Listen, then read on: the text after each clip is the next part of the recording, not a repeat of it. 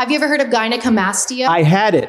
And so did you have that fixed? Yes, I did. And did that make you feel affirmed in your gender and comfortable in your body? No, when I was in the Navy, nobody knows this, by the way. Jesus, now I'm revealing I need a HIPAA form to sign here or something.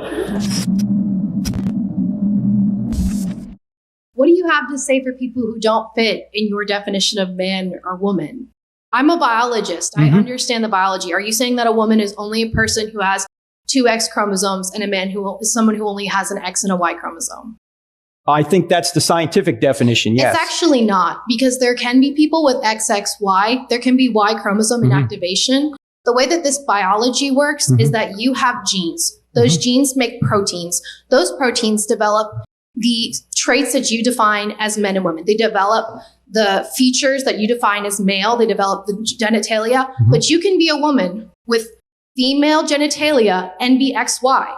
You can be a man, but you can have XX chromosomes. Yeah, I understand what you're talking about, Grace. You're talking about a very rare condition known as intersexed. Right. 1 in 100 people experience chromosomal differences in sex. Okay, but not 1 in 100 have different genitalia or ambiguous genitalia. And what do you say to those people? Well, what you say is that's a situation that is not the norm.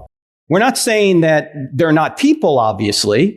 As I understand it, maybe you know more about it than me, when you do have a truly intersexed person, at that point, either the parents or when they're old enough, they can decide which way they're going to orient themselves and they can get the appropriate surgery. But that's not what we're experiencing in our culture. So you're saying that it's okay for people to decide their gender? In that situation, but that's not what we're talking about in our culture. What we're talking about in our culture are people with perfectly normal functioning sexual organs trying to have them removed and trying to transition to another gender, which is impossible scientifically. Have you ever doubted that you're a man?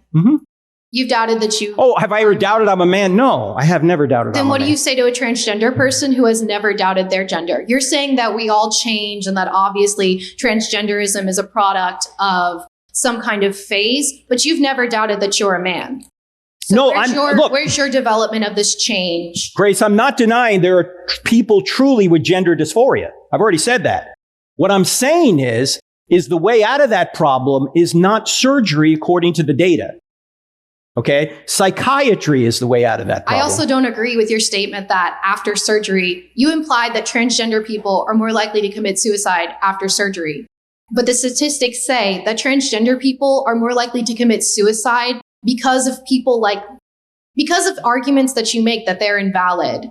No, I'm not saying they're invalid. I'm just saying that you implied that it's the surgery that's causing suicide. No, it's not. What I'm saying is the surgery doesn't fix anything. That's the point. It's practically the same rate, whether they have the surgery or not. If you woke up and grew breasts today, would like them to be removed?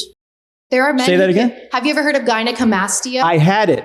And so did you have that fixed? Yes, I did. And did that make you feel affirmed in your gender and comfortable in your body? No, when I was in the Navy, nobody knows this, by the way. Jesus, now I'm revealing I need a HIPAA form to sign here or something.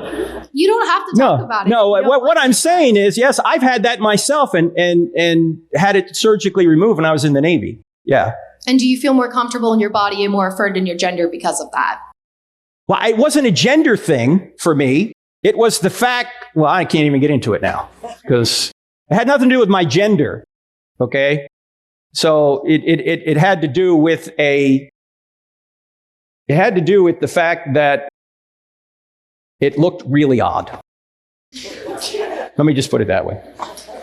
Okay. But Grace, my point is if we truly care about people, are we going to try and force them down a road, particularly as children, into a solution to a problem which is proven not to be a solution? You just said that having that surgery made you feel better about yourself. That has nothing to do with transgender surgery. I wasn't changing my sex. I was having breast tissue removed. Okay? I was always a man. Okay? So... And say that I have XY chromosomes, but I'm born with female genitalia and female body types, but I believe I'm a man. Should I not be allowed to have that breast tissue removed. As an adult, you can do whatever you want. Yes, that's fine. My problem is with the children.